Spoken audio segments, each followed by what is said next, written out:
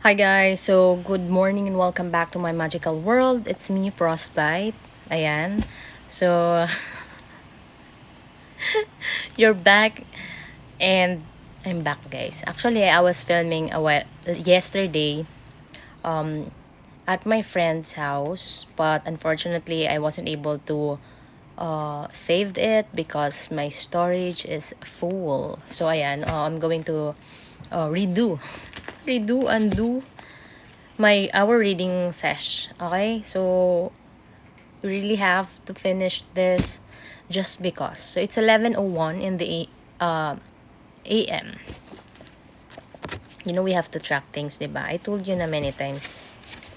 So, we have a bit of a sub-article here. Subtopic, sub-article. Wala muna tayong chika later na kasi medyo nagmamadali tayo. I'm gonna be somewhere else. Hearing whispers sweet nothings. Hearing is an often underestimated sense when it comes to arousal. People tend to focus on more obvious senses such as touch, but in doing so, they miss out on enjoying a glorious array of seduction techniques. By the way, this is the book. Diba? It's so cute. It's so small. Tiny bits of information. Actually, it's a lot of information here. So digest it properly, guys. Chew. Practice what you preach and chew it properly. Okay, so hearing, this is like another whole topic. Hearing, sex tip. For the first one, sex tip, active listening. Okay, seduction is all about making your lover feel adored. As such, there are few better ways to make your lover feel special than by listening to them and really paying attention to what they say.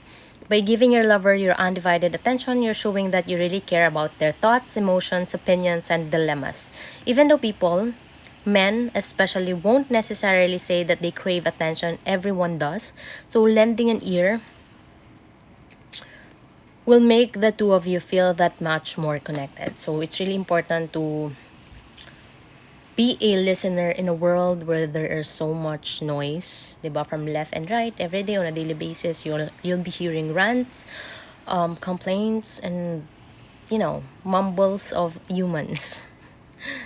That's just maybe how it is. So you really be a good listener to attend to other people's needs, not only for your partner, but again, going back to our book. And communication is obviously a two-way thing. For example, if a woman feels ignored, she's less likely to feel desirable or desired. Listening is one of the most effective ways to increase the intimacy between a man and a woman. Most people don't listen as much as they think they do. All too often, they are planning what they want to say next or thinking about other things when they should be paying attention to the person who's doing the talking. Active listening is a technique that was created to solve this problem and help people communicate more effectively. So again, syempre, in order for you to understand people, diba? So kailangan talaga you'll be an active listener. Essentially, active listening comprises three main elements. Listen carefully, hindi to tinuturo somewhere else. So that's why there are books that you need to read kasi not everything you learn should be on you cannot read all of the books here in this world, but somehow you really have to find those book that if you have time, you really have to read those kind of books that will resonate to you. Okay, first is comprehending, retaining, and responding. Comprehending refers to understanding what the talker is saying. Barriers such as talking too fast or too quietly can get in the way of this process. So the talker needs to take responsibility for conveying information clearly in a way that they will be heard. The listener shouldn't be complacent. Though interpreting body language is another part of active listening, a person's posture can radically change the meaning of the words they are conveying. So it's important to look at someone while they are talking as well as listening to what they say. Retaining refers to remembering what was said. Retaining refers to remembering what was said. This is hard to do if your mind is elsewhere. So again, attention focus, attention focus.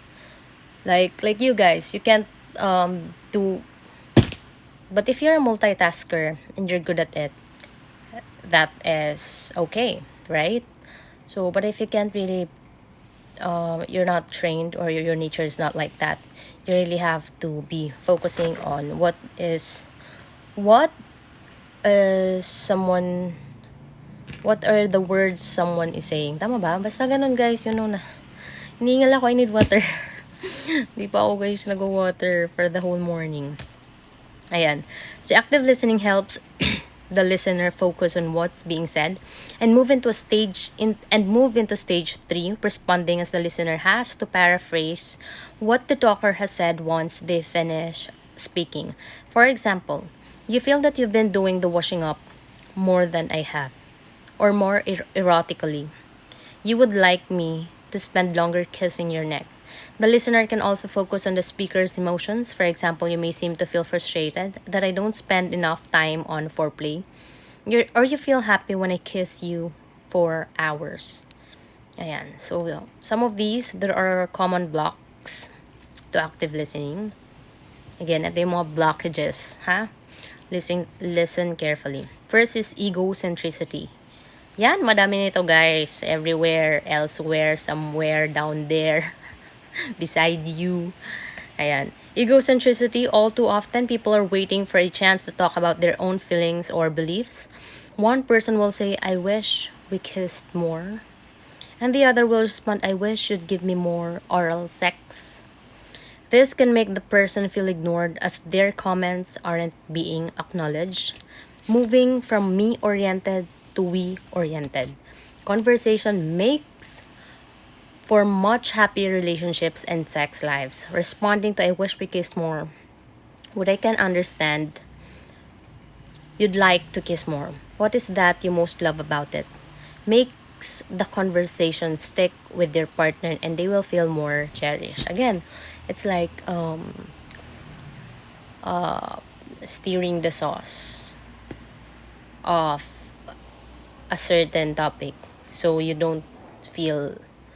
won't be misled or you will go to other topics. Make sure to really address what is being said by your partner. Okay, next is competitive interrupting. Coming from a similar place to egocentricity, competitive interrupting involves the constant one-upmanship with each person trying to assert control over the conversation. For example, in response to I wish we kissed more, a competitive interrupter may say, we kiss more than I've ever kissed anyone else. So again, diba, it's kind of like a selfish response, right? So I wish we made love more. This leads to conversations full of rivalry, which is hardly going to encourage a passionate night. Siyempre, you keep on. Comparison kills the spark.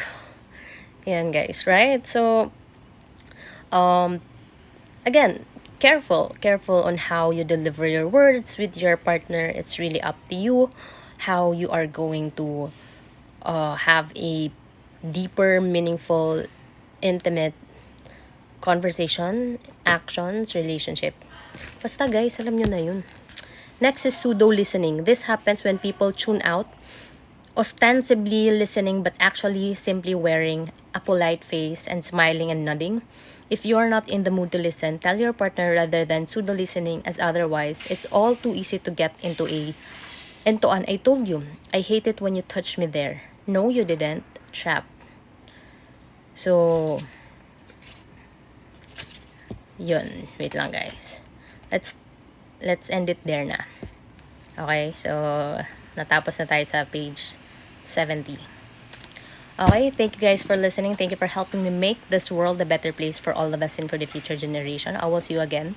We will talk more, we will discuss more, and we will, you know, having an intimate, intimate,